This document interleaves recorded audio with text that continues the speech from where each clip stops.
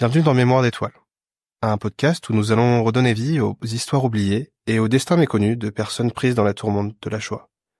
Ce terme, Shoah, désigne la mise à mort de près de 6 millions de juifs d'Europe par les nazis jusqu'en 1945.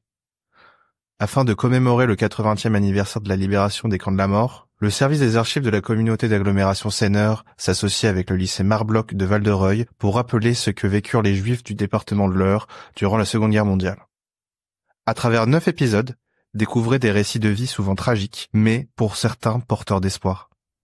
Ces histoires vraies, rédigées à partir de documents d'archives, prennent vie grâce aux voix des lycéens et des archivistes qui vous invitent à plonger dans un pan d'histoire à ne pas oublier. Mémoire d'étoiles, épisode 5. Tout perdre. Interdiction d'être enseignant. Interdiction de gérer en son nom propre un commerce. Interdiction de posséder des objets de valeur, interdiction de s'impliquer dans la vie politique. Toutes ces mesures sont mises en place par la législation allemande et française qui encadre la vie quotidienne des Juifs et leur place dans la société. Léon Lévy avait consacré sa vie à la justice. Jules et Juliette Simpson étaient de simples commerçants, de même que Cyril Dreyfus. Georges Lévy, directeur d'usine, était aussi maire du Manoir-sur-Seine. Découvrez leur histoire dans ce 5e épisode de notre podcast Mémoire d'étoiles. Léon Lévy est né le 23 janvier 1867 à Vesoul. Il vivait aux Andelys, 13 rue Meurdrac. Lors de son arrestation le 22 octobre 1943, en tant qu'engagé lors de la Première Guerre mondiale, il fut commis greffier au conseil de guerre de la 3e région militaire à Rouen.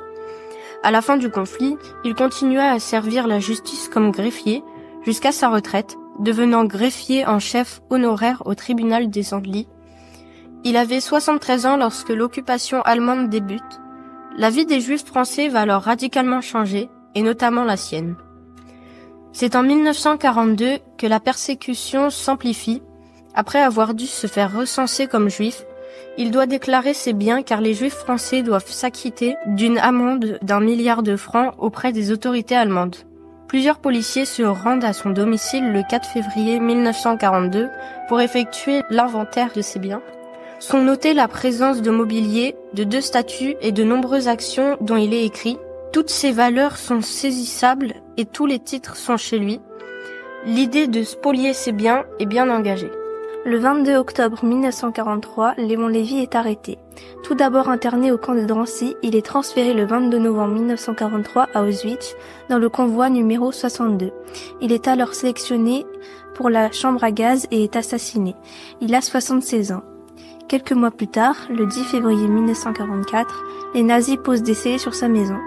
Les 29 et 30 mars 1944, un officier allemand assisté de 2 interprètes et de 8 civils s'empare de toutes ses affaires de valeur. Ils pillent méthodiquement sa demeure, ne laissant derrière eux que quelques portraits de famille et des rideaux.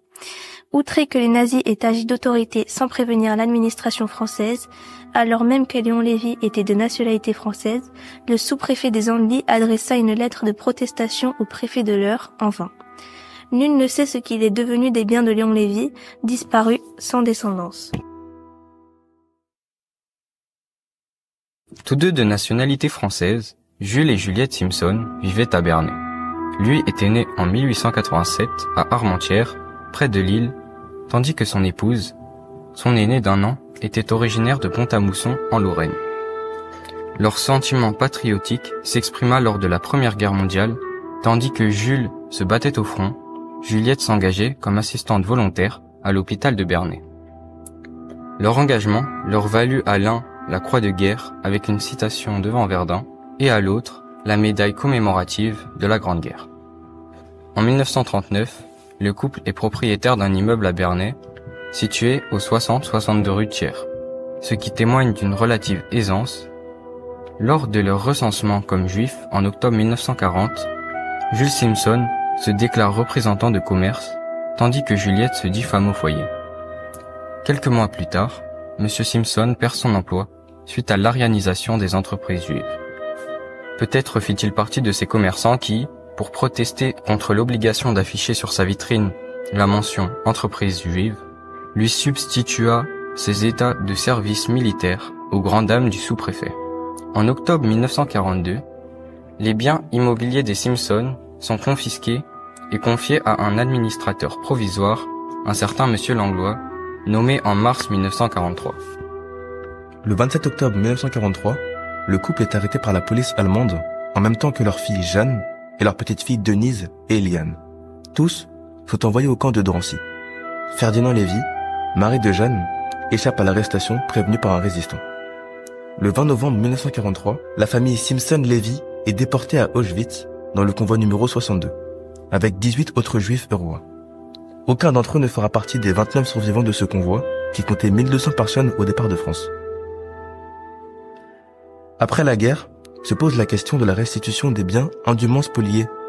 Mais les époux Simpson n'ayant pas d'héritier direct, une mise sous séquestre est décrétée, tandis que Monsieur Langlois est démissionnaire, et bien soucieux alors d'attester avoir correctement rempli sa tâche durant l'occupation. Il ne subsiste des époux Simpson que quelques documents d'archives, conservés aux archives départementales de l'Eure, ainsi que leurs noms gravés sur le mur des noms au mémorial de la Shoah. À Bernay, le 8 avril 2024, sur l'initiative de lycéens et de leurs enseignantes, 6 pavés de mémoire ont été posés rue Thiers pour que l'on n'oublie pas le destin de Jules, Juliette, Jeanne, Eliane, Denise et de Ferdinand, qui ne se remit jamais de la perte de sa famille.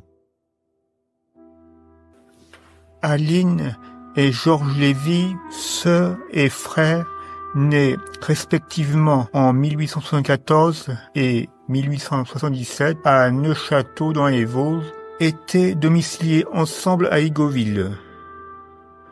Georges, directeur des usines du manoir et maire du Manoir-sur-Seine, a été démis de ses fonctions suite aux mesures interdisant aux Juifs d'exercer un mandat public. La fratrie est arrêtée par la Fèche gendarmerie en octobre 1943, puis transférée à la maison d'arrêt d'Évreux et enfin à Drancy.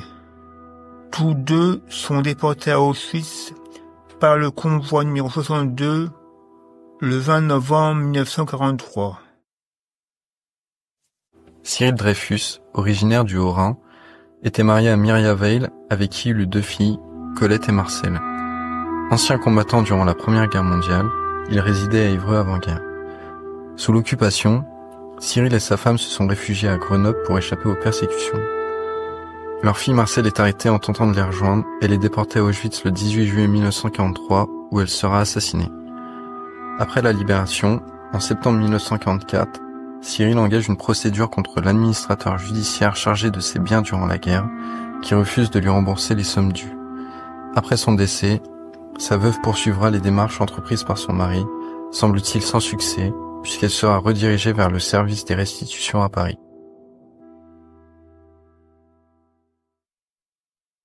Tout perdre. Ses biens, son entreprise, sa vie politique, et même sa vie. Toutes les personnes évoquées dans cet épisode n'avaient qu'un tort, être identifiées comme étant de confession juive, comme disait-on alors. Cette simple appellation a gommé des années de présence en France, voire d'implication au sein de la société civile. Pourtant, certains ont refusé d'accepter cette situation. Dans le prochain épisode intitulé « Les évadés », nous évoquerons les destins peu communs de Roger Ginsberger et Vital Gaiman.